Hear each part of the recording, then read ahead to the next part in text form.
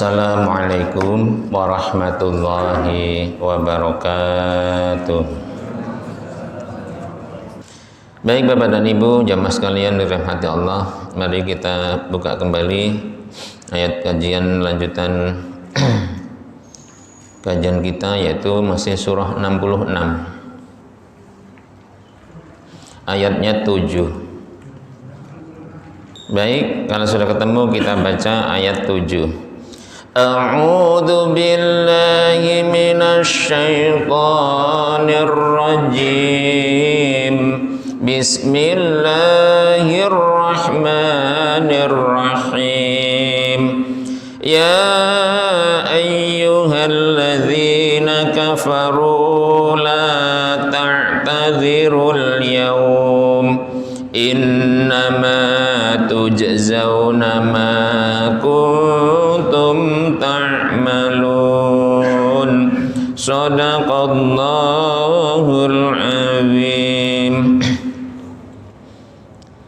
Bapak dan Ibu yang dirahmati oleh Allah Subhanahu wa taala, pada minggu yang lalu kita telah sama-sama baca, telah bersama surah yang sama 66 ayat 6, di mana Allah Subhanahu wa taala memberikan perintah pada kita, jagalah kita, diri kita, keluarga kita, selamatkan, jangan sampai nanti terkena api atau siksa dari nerakanya Allah Subhanahu wa taala.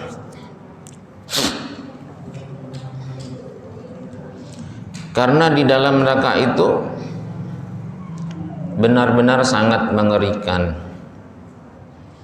di mana bahan bakarnya adalah jelas manusia dan batu. Tentunya kalau manusia adalah manusia yang berdosa, manusia yang banyak dosanya, banyak maksiatnya, dan terutama adalah orang-orang yang kafir, orang musyrik, orang yang ingkar kepada Allah Subhanahu wa taala. Maka di hari itu orang-orang kafir Allah panggil. Gimana panggilannya? Tadi udah kita baca. A'udzu billahi minasyaitonir rajim. Bismillahirrahmanirrahim. Ya ayyuhalladzina kafaru, orang-orang kafir, orang-orang yang tidak beriman, orang-orang yang ingkar, orang-orang yang selalu membangkang, orang-orang yang selalu tidak melaksanakan apa yang diperintahkan oleh Allah Subhanahu wa taala. Di hari itu dia panggil, la ta'tadiru, jangan sampai kalian banyak bikin alasan. Jadi sampai tidak beriman, sampai akhir hayatnya, sampai dimasukkan ke dalam neraka Allah Subhanahu wa taala. Mau alasan apa lagi? Mau bikin cerita apa lagi? Mau ngelak apa lagi? Makanya Allah bilang, nggak usah banyak alasan, nggak usah banyak cerita. Al-yauma, pada hari ini, karena alasan apapun, cerita apapun, kisah apapun, dengan dalih untuk ngelak ya, tentunya dari azab Allah Subhanahu wa taala sudah tidak berguna lagi, alias sia-sia. Maka telat, udah sangat telat. Kalau udah sampai neraka udah sangat-sangat telat. Jadi sudah dibilangin, sudah didakwahin, sudah diceramahin, sudah disampaikan, sudah dikasih tahu, tapi dia lebih memperturutkan hawa nafsunya, lebih percaya kepada dirinya sendiri, akal pikirannya, apa yang dilihatnya secara kasat mata, sehingga dikasih tahu bahwa nanti ada hari kiamat, nanti ada hari pembalasan, nanti ada balasan, ada hisab. Nggak percaya.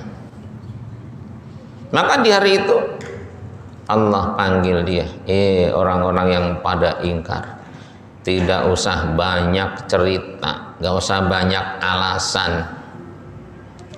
Sudah gak berguna lagi, udah gak kepake. Ya sama kita saat ini, kok gak berjamaah ke masjid?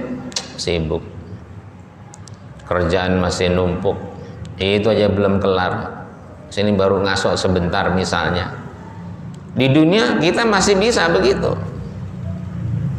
Jadi banyak dalih, banyak cerita, kita sampai melalaikan atau katakan bahkan meninggalkan apa yang Allah perintahkan. Kok nggak ngaji? Ente nggak lihat apa? Kita lagi ada hajatan begini, masa sih ngaji? Jadi itu hal yang sangat berbeda antara ngaji dengan hajatan. Beda, ngaji ya ngaji, hajatan ya hajatan. Jadi kita harus bisa memisahkan mana yang untuk Allah, mana yang untuk dunia, kehidupan kita saat ini, sehingga kita nanti tidak menyesal. Maka disitulah Allah perintahkan, jaga dirimu. Itu ujian itu. Di samping masjid ngadain hajatan, dipanggil sholat, belum tentu datang itu. Ujian. Tapi kalau orang yang beriman, namanya dipanggil Allah, yang manggil bukan ustaz, bukan kiai, bukan pengurus masjid, pasti datang. Tinggalkan sejenak, nanti bisa dilanjutkan. Dan itu memang perintah Allah. Idza qila lakum tafassahu fil majalisi fafsahu yafsahillahu lakum. Kalau dibilangin kalian semua luangkan waktu Anda fil majalisi, di majlis-majlis Allah, majlis ilmu, majlis kajian Al-Quran. Yang perintah Allah. Ustaz nyampein, Nabi nyampein, Kiai nyampein. Seharusnya fafsahu, ayo luangkan waktunya, luangkan waktu kita. Orang yang menyuruh Allah, kita dibikin Allah, diciptakan Allah, dijadikan Allah, diberi sehat, diberi kesempatan, diberi umur, dikasih rezeki, dikasih tempat, dan lain sebagainya. Tinggal kita melaksanakan apa yang Allah perintahkan. Seharusnya sami'na wa ata'na. Tapi kenyataannya banyak di antara para hamba Allah, sekalipun diteriakin, sekalipun dipanggil, sekalipun diajak, sekalipun disamperin, di WA, dikasih undangan, belum tentu datang. Fakta, bukan hoax ya. Benar. Sudah di WA, di grup ada, undangan resmi ada. Tapi tetap, itulah kembali kepada kita.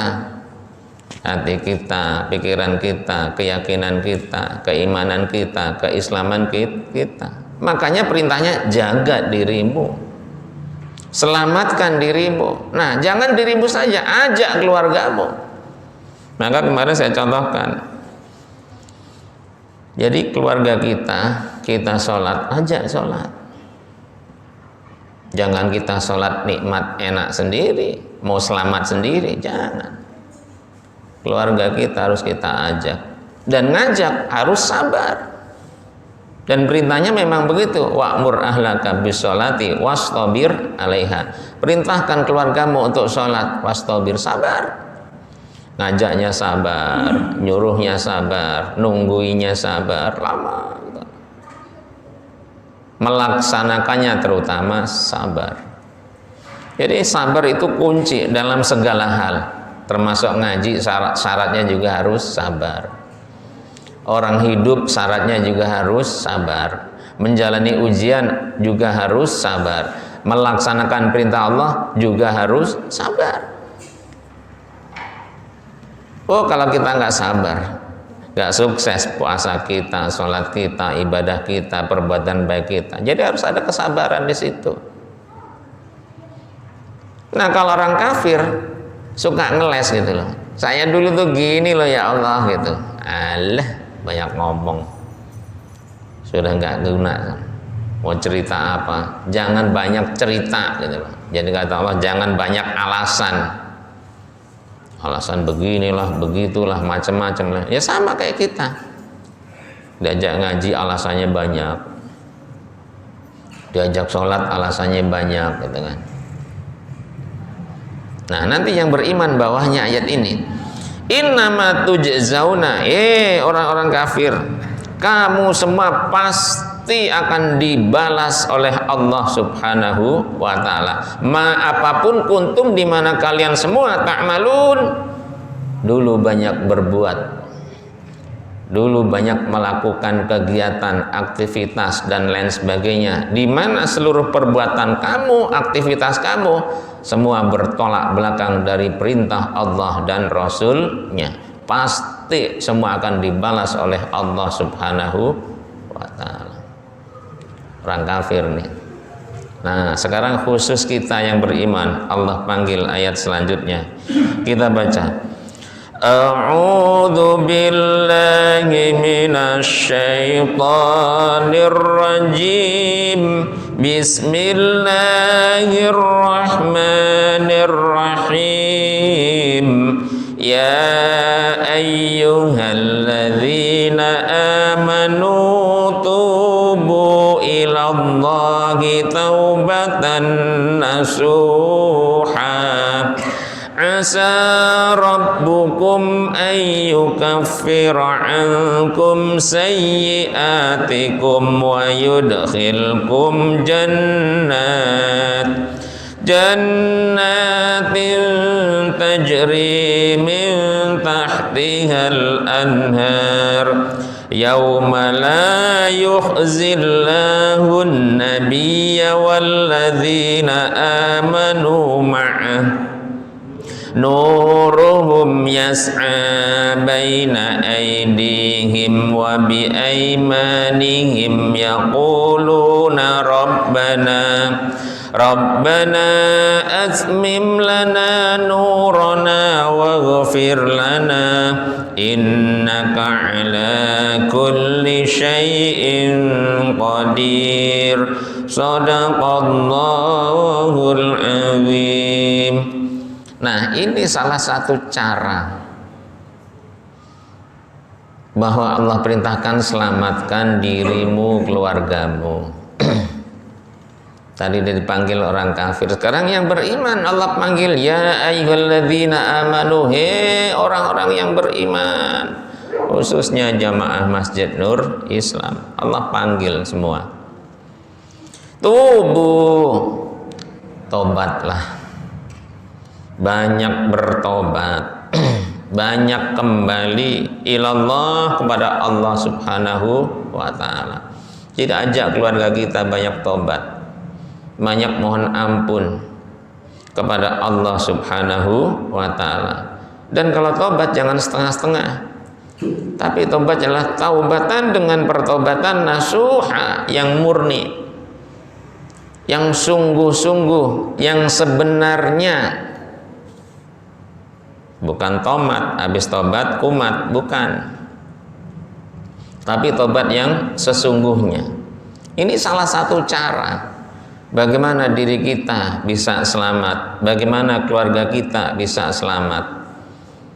Makanya seorang suami ya harus bisa minimal menjadi imam keluarga.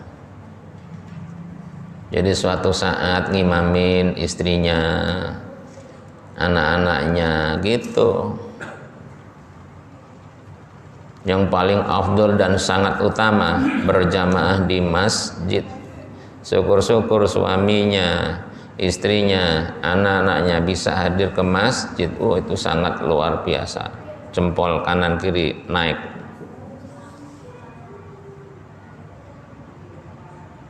Itu jauh bisa, dekat belum tentu bisa.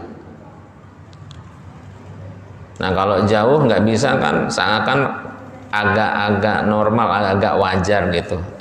Yang kadang-kala kurang wajar, dekat bahkan mepet masjid misalnya. Jarang itu orang bisa begitu. Jadi suaminya jadi pimpin, ayo kita ke masjid, masya Allah. Bangun istrinya, bangunin anaknya. Itu benar-benar ahli ibadah yang sangat luar biasa. Ya sama halnya kalau kita ke Mekah atau ke Madinah kan gitu. Kita bangunin anak kita bangunin istri kita, ayo kita ke Masjidil Haram, ayo kita ke Masjid Nabawi, gitu. Nah sekarang praktekin di rumah, bisa enggak? Ya Allah, benar-benar berat, Pak. Jadi ngajak kita, ngajak istri kita, ngajak anak kita sampai istiqomah tiap hari ke masjid, itu kalau benar-benar bisa, ya Allah, sangat luar biasa. Nah maka tadi suatu ketika cobalah jadi imam keluarga. Bapaknya mimpin sholat menjadi imam keluarga. Kadang-kala hujan gede, ya kan ya, kan sering nih beberapa hari ini. Nah, ngimamin di rumah. Jadi bapaknya jadi imam, istrinya jadi makmum, anak-anaknya jadi makmum. Nah, ajak tobat. Ayo kita istighfar, mohon ampun kepada Allah. Ayo kita doakan orang-orang tua kita, begitu. Nah, sekarang minimal setiap malam Jumat lah. Kalau nggak hadir ke masjid, pimpin tuh di rumah. Jadi masing-masing kita memang kullukum ra'in, setiap kita adalah pemimpin gitu loh. Dan itu Nabi yang bilang, kullukum ra'in, setiap kalian kita adalah ra'in, pemimpin. Wa kullu ra'in mas'ulun an ra'iyati, setiap pemimpin yang ditanya bagaimana hasil mimpinnya. Ya minimal mimpin rakyatnya adalah keluarga kita sendiri. Mana mimpin keluarga, mana mimpin istri, mana mimpin anak. Karena memang diperintahkan Allah selamatkan diri kita dan keluarga kita dari api neraka Allah Subhanahu wa ta'ala. Jadi sekeluarga, ya Allah, itulah yang kita minta. Jadi ada sebuah keluarga di mana keluarganya itu bisa berjamaah bareng-bareng memasuki surganya Allah Subhanahu wa ta'ala. Masya Allah. Itu luar biasa. Kenapa? Ahli ibadah semua.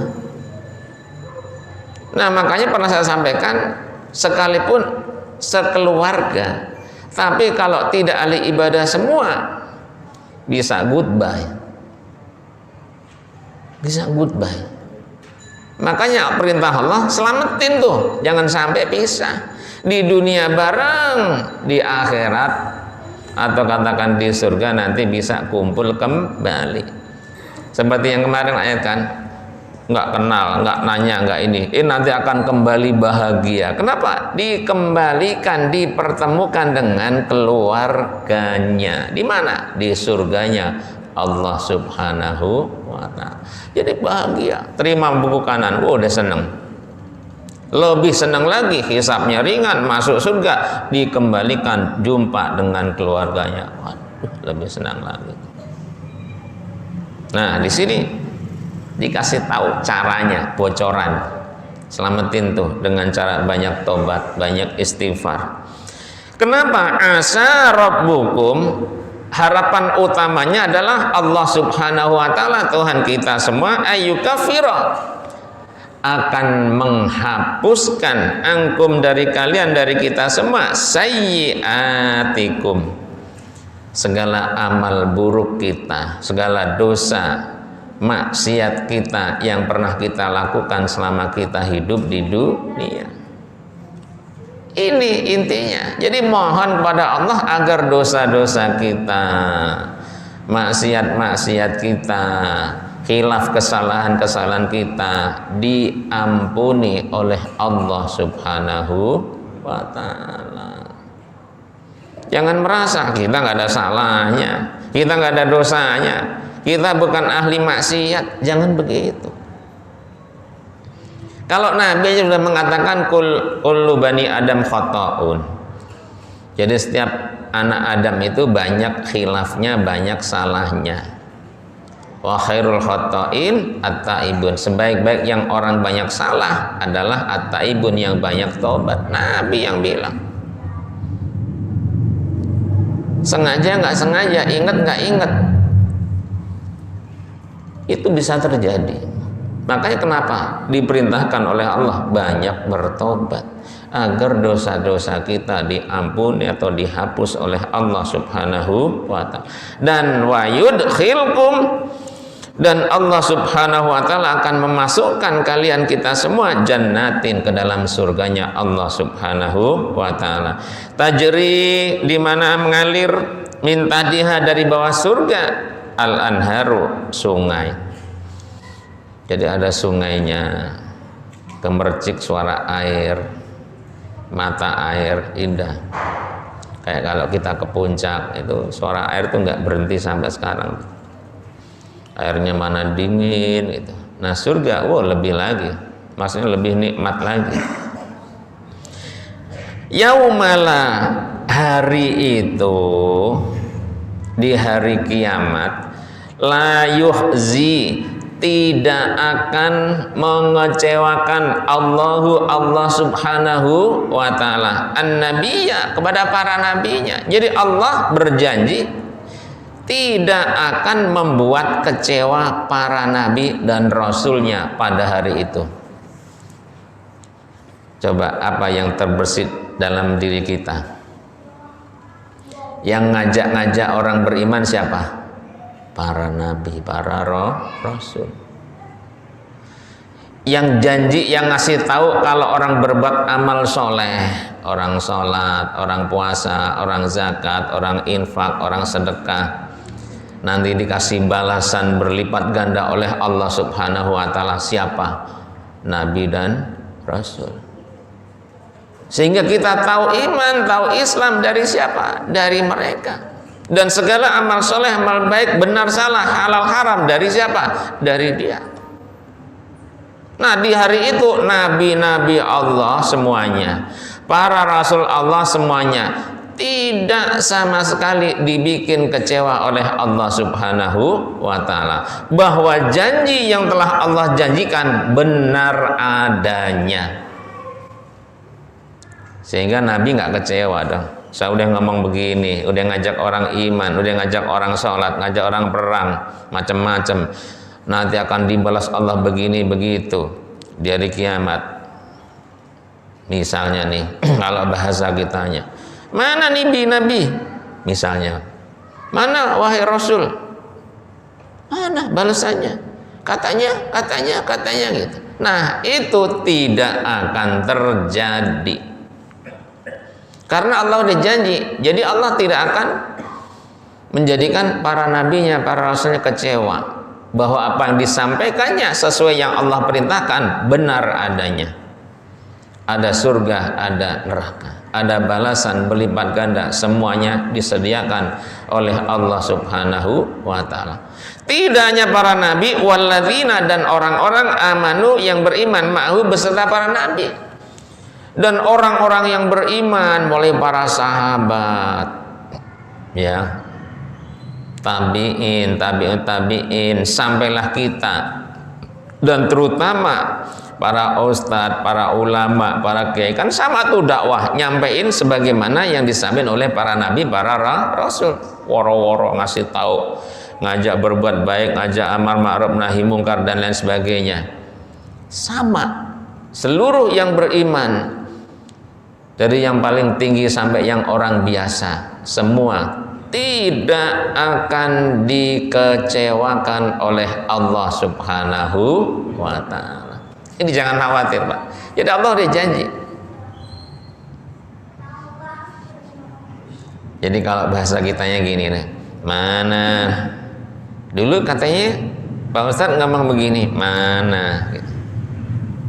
Tidak. Bahwa janji Allah benar adanya.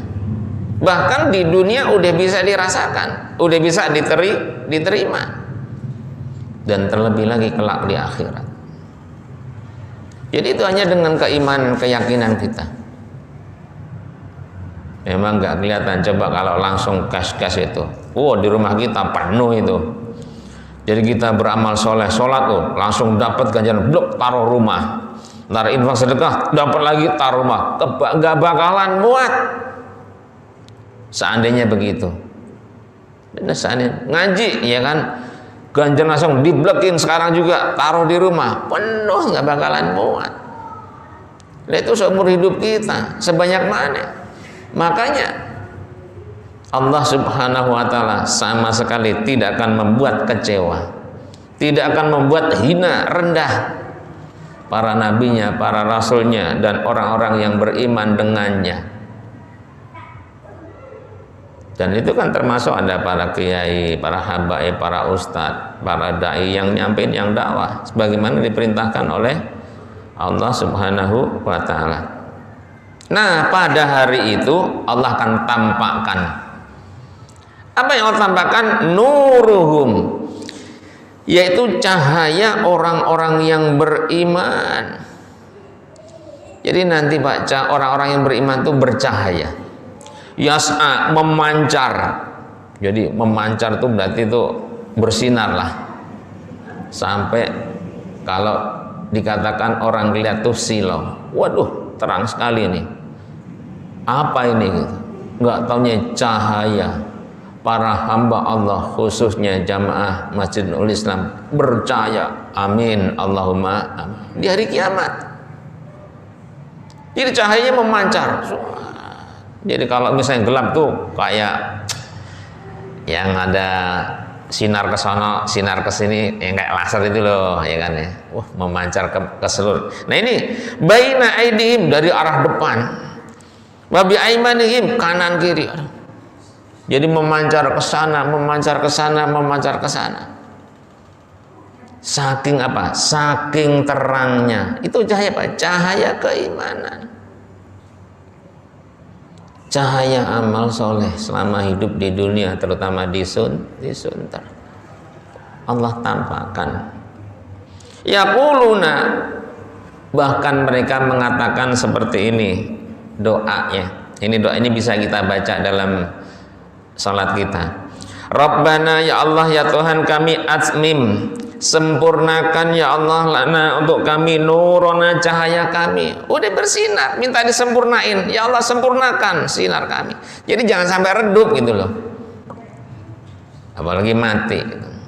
Imannya ada, tauhidnya ada, Islamnya ada, cahayanya Masya Allah luar biasa, terang sekali.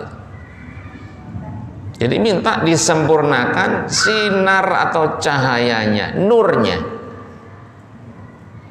Waghfir, dan ampuni ya Allah lana untuk kami, ampuni dosa-dosa kami ya Allah.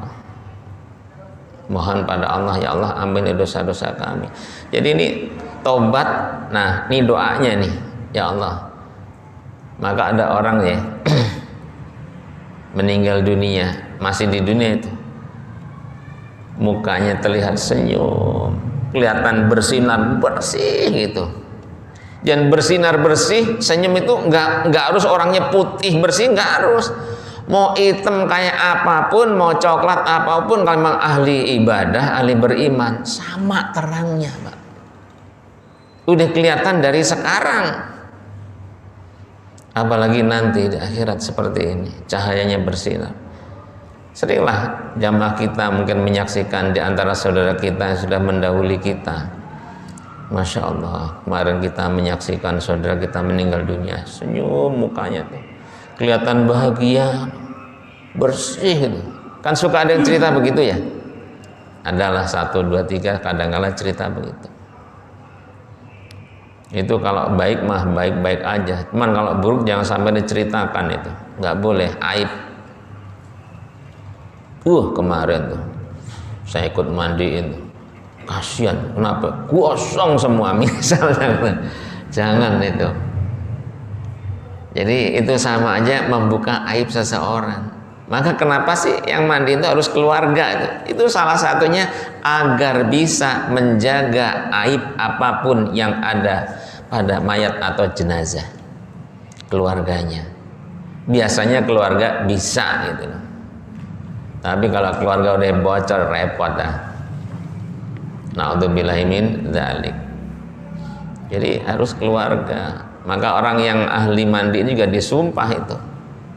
Itu salah satunya adalah bisa menjaga aib apapun yang ada pada jenazah. Karena kondisi jenazah itu pasti tidak sama, si A begini, si B begini. Oh, kalau sampai dia tukang cerita, repot itu. Jadi harus benar-benar bisa menjaga aib. Dan menjaga aib hukumnya wajib. Innaka, sesungguhnya kamu, sesungguhnya engkau Allah subhanahu wa ta'ala kamu. Sesungguhnya engkau Allah subhanahu wa ta'ala ala kulli syai'in, atas segala sesuatu, qadir, maha kuasa. Maka nanti di hari padang mahsyar itu orang-orang berdosa, terutama kalau berdosa Pak, ahli maksiat, itu dianggap semua musuhnya Allah subhanahu wa ta'ala, digiring. Mari kita buka ayatnya, surahnya 41, ayatnya 19, surah 41 Fussilat, ayatnya 19. Sudah ketemu? Nah, kita baca. A'udzu billahi minasy syaithanir rajim. Bismillahirrahmanirrahim. Wa yauma yuhsyaru a'da'ullahi ilan nari fahum yuza'un hatta idza ma ja'uha syahida 'alaihim sam'uhum wa absaruhum wa juluduhum bima kanu ya'malun. Shadaqallahul azim. Wa yauma yuhsyaru, dan pada hari di mana akan digiring. Ayo, pakai didorong apa diusruk nggak tahu dah pokoknya. Siapa yang digiring? A'da'ullahi, yaitu semua musuh-musuh Allah. Jadi orang yang melawan Allah, orang yang ingkar kepada Allah, orang yang syirik kepada Allah, orang yang tidak patuh dan taat pada Allah, semua dianggap musuh. Gak tanggung-tanggung musuhnya Allah, maka nanti pasti akan digiring kemana? Ilan nari, ke dalam neraka, masuk ke dalam neraka. Fahum, maka mereka semua yuzaun, pasti semua dikumpulin. Wow, kumpul di mana? Dalam neraka. Jadi digiring semua. Nggak bakalan ada yang lepas. Gimana lepas? Kemarin udah tahu ya, beberapa minggu yang lalu ayatnya, suruh nangkep, udah ditangkap, diikat, udah diikat, seret, lempar, masukin ke dalam neraka. Udah kumpul, semua dikumpulin. Nah, di hari itu jangan kata para malaikat katibin, Raqib dan Atid, bahkan dirinya sebagian dari anggota badannya ikut menjadi saksi. Ayatnya tadi sudah kita baca. A'udzu billahi minasyaitonir rajim. Bismillahirrahmanirrahim. Hatta idza ma ja'uha, yaitu sampai ketika mereka semua masuk ke dalam neraka, syahida, ikut menjadi saksi. Siapa? Alaihim, kepada mereka, orang-orang yang sudah masuk ke dalam neraka. Sam'uhum, kupingnya, pendengarannya. Jadi kupingnya ikut menjadi saksi. Tidak hanya kuping, wa absaruhum, matanya, mata mereka juga sama ikut menjadi saksi. Wajuluduhum, bahkan kulit-kulitnya, nih kulitnya banyak, sebadan ada kulit, juga ikut menjadi saksi. Apa yang disaksikan oleh mata, disaksikan oleh telinga, disaksikan oleh kulit, yaitu bima, segala apapun, kanu, di mana mereka manusia, terutama para pendosa,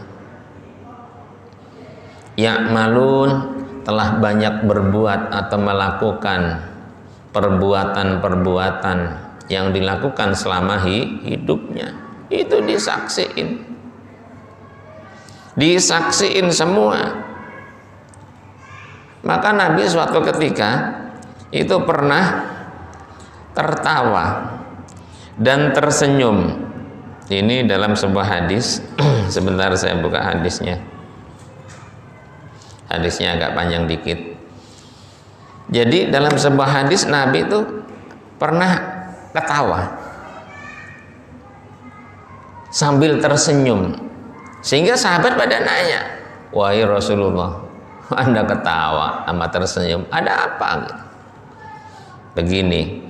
Jadi ada hadis diriwayatkan oleh qala al-Hafidz Abu Bakar.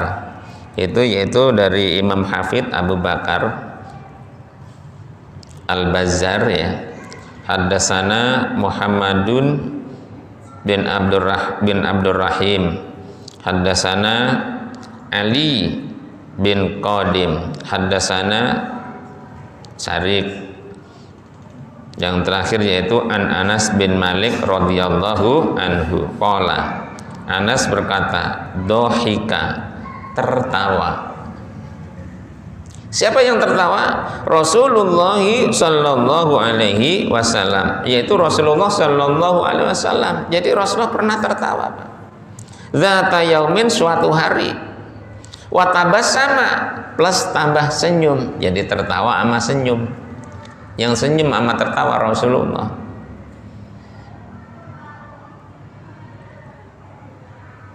Faqala, maka Nabi mengatakan, ala tas'aluni an ayyi syai'in dhahiktu. Bukankah di antara kalian bertanya kepada saya, yaitu mengenai sesuatu, kenapa saya tertawa? Qalu, sahabat pada bertanya, ya Rasulullah, wahai Rasulullah sallallahu alaihi wasallam, min ayyi syai'in dhahikta, ada apa atau sebab apa dhahikta, Anda ketawa? Sebenarnya Anda ketawa kenapa ya Rasulullah? Nggak biasanya gitu. Kok ini kok ketawa malah senyum segala? Qala, Nabi menjawab, ajib tuh, saya heran. Kalau bahasa kitanya saya gumun gitu loh. Mim mujadalatil abdi, yaitu dari bantahan seorang hamba Allah. Jadi ada seorang hamba membantah, komplain lah ya, Rabbahu, kepada Tuhannya, kepada Allah subhanahu wa ta'ala, yaumal qiyamah, pada hari kiamat. Jadi ada seorang hamba membantah Allah di hari kiamat. Apa isinya? Biqaulin, yaitu dengan ucapan begini, ai Rabbi, he Tuhanku, kata si hamba tadi, alaisa wa'atani, bukankah engkau telah berjanji kepadaku, Allah tazlimani, untuk tidak berbuat zalim kepada saya gitu. Jadi dia bilang, bukankah engkau Allah telah berjanji bahwa engkau tidak akan menzalimi hambanya? Itu udah berulang-ulang kan kita sampaikan, termasuk surah Yasin, wa mallahu bizallamil lil abid, Allah tidak akan berbuat aniaya pada para hambanya, dan banyak ayat-ayat yang lainnya. Nah, ini ada hadis Nabi sampai ketawa karena ada seorang hamba, di mana hamba itu mujadalah kepada Allah. Jadi bantah atau katakan protes kepada Allah. Sampai dia bilang, bukankah engkau Allah udah janji bahwa engkau tidak akan berbuat zalim padaku? Ya mana ada Allah zalim? Ya pasti tidak akan berbuat zalim. Makanya Nabi ketawa. Kemudian dia bilang begini, qala, Allah jawab, bala, betul wahai hambaku. Fayaqulu, maka kemudian si hamba ngomong begini, fa inni, maka sesungguhnya saya la aqbalu, tidak akan mau menerima alayya, atas diri saya, syahidan, saksi. Saya tidak mau menerima saksi. Jadi saksi si A, saksi si B, saksi malaikat dan lain sebagainya, nggak mau. Illa min nafsi, kecuali saksinya dari diri saya sendiri. Jadi enaknya dipek dewi. Lah saksi dia sendiri, semua juga bener lah ya kan, dari diri sendiri. Saksi istrinya, saksi anaknya, mana ada yang berani dari dirinya sendiri. Nah si hamba itu begitu, makanya Nabi jadi geli gitu loh, ketawa. Aneh ini orang. Sampai Allah bilang begini, fayaqulu, maka kemudian kemudian Allah subhanahu wa ta'ala mengatakan, tabaraka wa ta'ala, aulaisa kafabi syahida. Hambaku, emang nggak cukup saya Allah subhanahu wa ta'ala menjadi saksimu? Satu, wabil malaikati, dan malaikat-malaikatku al-kirami al-katibin. Nah yang kemarin, yaitu malaikat-malaikat yang mulia, malaikat-malaikat yang tukang nulis. Emang nggak cukup? Itu kata Allah, saya cukup jadi saksi kamu. Malaikat-malaikat itu lebih cukup juga, nambahin dari sebagai saksi kamu. Emang nggak cukup gitu, ya kan? Qala, maka kemudian Nabi mengatakan, fayurad dadu, ucapan seperti ini diulang, hadzal kalam miraron, ucapan ini diulang berulang-ulang. Akhirnya apa yang terjadi? Qala, Allah subhanahu wa ta'ala berfirman, Nabi mengatakan, fayuhtamu, maka kemudian digembok atau ditutup ala fihi, mulutnya. Jadi mulutnya dikunci. Yang kunci siapa? Allah subhanahu wa ta'ala. Akhirnya mulut orang yang komplain kepada Allah ini dikunci, nggak bisa ngomong. Nah, watatakallama, dan berbicara arkanuhu, seluruh anggota badannya, matanya, kupingnya, mulutnya kan digembok ya, kulitnya, tangannya, kakinya, semua ngomong. Dan mulutnya digembok. Dan itu ada dalam surah Yasin, al yauma nakhtimu ala afwahihim wa tukallimuna aydihim, dan seterusnya al ayah. Jadi akhirnya Allah buktikan, digembok mulutnya, seluruh anggota badannya yang menjadi saksi. Kan dia maunya katanya saksi dari dirinya sendiri. Ya udah, matanya, telinganya, kulitnya, tangannya, kakinya, nyaksiin. Apa yang disaksiin? Bima, dengan apapun, karena di mana orang itu ya malu berbuat selama hidupnya. Jadi udah nggak bisa ngomong lagi dia. Maka dia bilang fayaqulu budan, aduh ciloko gitu kan. Cilaka gitu. Bener-bener celaka. Saya pikir dulu saya bela-belain, ibarat dikasih baju bagus ya kan ya. Ya dihiasin pakai jam mewah apa, dibela-belain, celana juga yang mahal ratusan juta, bahkan mungkin jutaan jas. Wah, dibela. Sekarang malah jadi saksi buat saya. Sekarang saya nggak bisa ngomong, celaka. Nah itulah bahwa sampai Nabi itu ketika mengenai saksi, sampai kulit, mata, telinga semua menjadi saksi. Nabi pernah tersenyum, pernah ketawa gara-gara ada yang komplain pada Allah.